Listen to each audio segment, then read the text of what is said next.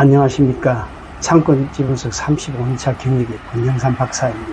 이번 영상은 흥하는 자리와 망하는 자리 판별하는 방법 9번째 이야기, 좋은 상가 건물 전보는 이런 것도 살펴야 한다라는 주제로 말씀을 드리려고 합니다.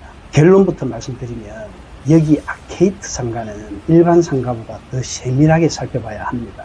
이유는 지금 보시는 영상의 상가 건물도 사거리 양쪽 횡단보도에 접한 최고의 입지 조건을 가지고 있지만 매우 신중하게 접근해야 하는 장애 요인을 가지고 있다는 것입니다. 특히 입지 조건 중 접근성에 상당한 장애 요인이 있어 고객들이 쉽게 접근하지 못하는 단절 요인이 있는 것을 알 수 있습니다. 이곳 안경점 같은 경우에는 양쪽 횡단보도에 인접되어 있지만 매장 자체의 출입구가 없어 고객이 인도와 차도로부터 바로 매장에 출입할 수가 없습니다.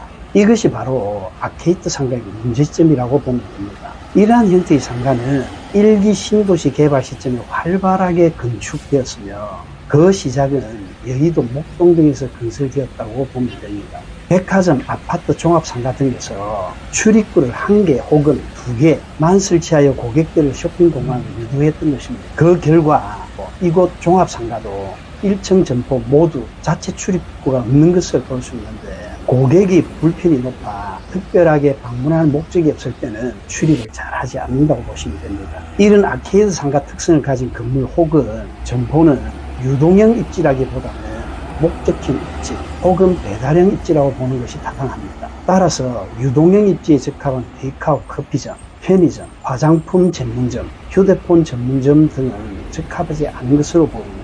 그래서 필자가 항상 강조하는 것이 고객을 불편하게 만들지 말라는 것입니다. 물론 30여 년 전에 아파트 단지들이 들었을 때는 유동형 입지로 관심의 대상이었을 것입니다. 그때만 해도 이런 형태가 유행이었으니 문제가 되지 않았던 것입니다. 그랬던 것이 30년이 지나면서 목적형 입지 혹은 배달형 입지로 바뀌었다고 보면 됩니다. 이곳 상가는 1990년 12월 준공된 종합상가 건물로 건물 자체만으로도 성숙기에서 쇠퇴기로 넘어가는 단계인 것으로 보입니다. 건물 구성을 보면 지하와 1층은 목적형 업종인 소매업과 서비스를 차지하고 있고 2층 이상은 개인 병의원, 약국, 골프 연습장 등의 서비스를 다수를 차지하고 있습니다. 이곳의 특이한 점은 개인 병원이 많지만 그렇다면 1층에 당연히 약국이 있어야 할 것입니다.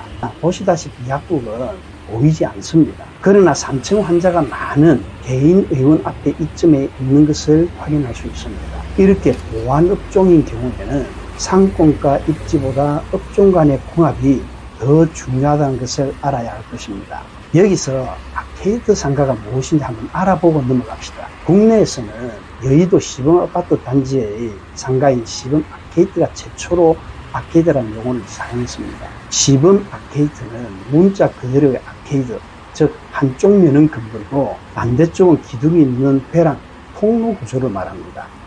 원래 시범 아케이드는 5개 아케이드 부분을 메인으로 하고 실내 쇼핑센터는 보조 공간으로 하려 했으며 아케이드 정면에 대형 분수를 설치하는 등 야심찬 설계를 엿볼 수 있었습니다. 하지만 세월이 지나면서 실내 쇼핑센터가 메인이 되었으며 분수는 철거되어 주차장으로 변했고 아케이드는 치킨집들만 즐비하게 되었습니다.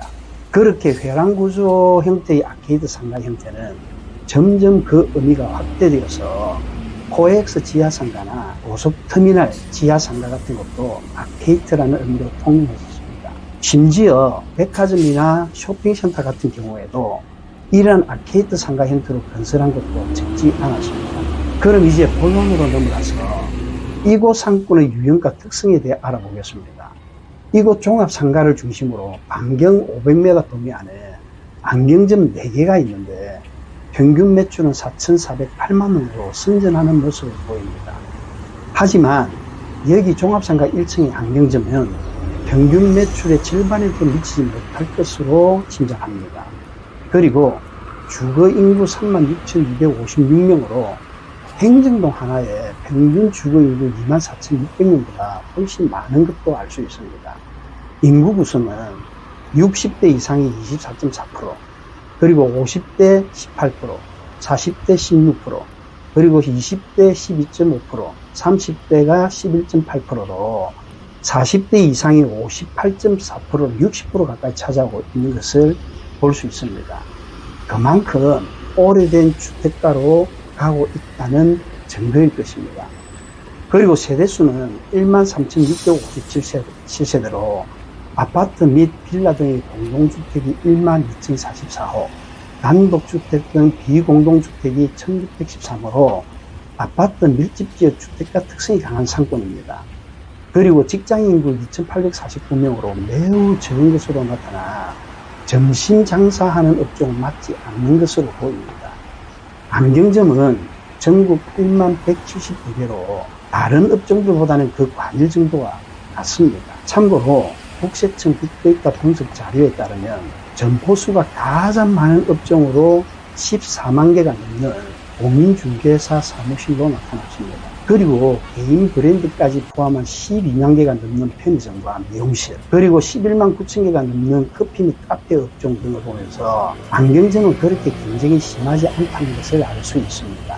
평균 매출은 전국 3,851만 원인데 분석 영역의 평균 매출은 4,408만 원으로 제법 높은 것으로 나타납니다.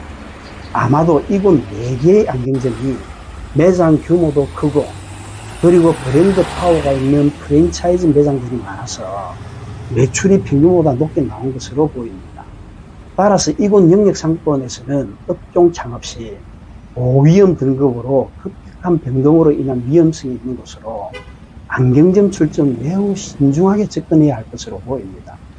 또한 이곳 상권의 업종 구성을 보면 음식업 40%, 소매업 33%, 서비스업 18%로 서비스업이 상대적으로 적은 곳인 것을 알 수 있습니다. 이곳 상권은 아파트 연수가 최소 16년차부터 35년차까지 평균 30년이 넘은 아파트 단지가 많아 상권 수명 주기상 성수께서 세특일을 넘어가기 직전의 주거지역임을 알 수 있습니다.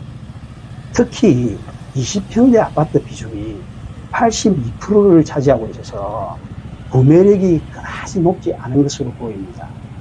이러한 환경에서도 이곳 상가의 입지 조건은 매우 좋은 것으로 보입니다. 가시성에서 사거리 횡단보도상에 위치하여 48점, 접근성은 매장 자체 출입구가 어서 보통 이하로 10점, 주차 편의성은 지하 주차장이 있지만 보통 이하로 9점, 인지성은 유명 프랜차이즈 브랜드 매장이나 유명한 건축물 등이 없어 7점, 홍보성은 전면 간판과 실사 이미지 등 설치가 가능해서 3점, 총 100점 만점에 79점으로 2급지, 즉 B급지 중 최상 등급의 입지 조건을 가졌음을 알 수 있습니다.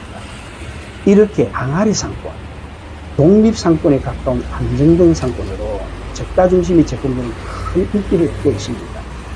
그래서 그런지 1층을 제외한 매장 양수 양도가 그렇게 많지 않고 분점포가 거의 없는 것을 볼 수 있습니다. 다만 시간이 흐르면서 성수기에서 세택이로 옮겨간다면 상황이 급속도로 나빠질 공산이 높아 보이기도 합니다. 이번 영상은 여기까지입니다. 다음 영상에서 또 뵙겠습니다.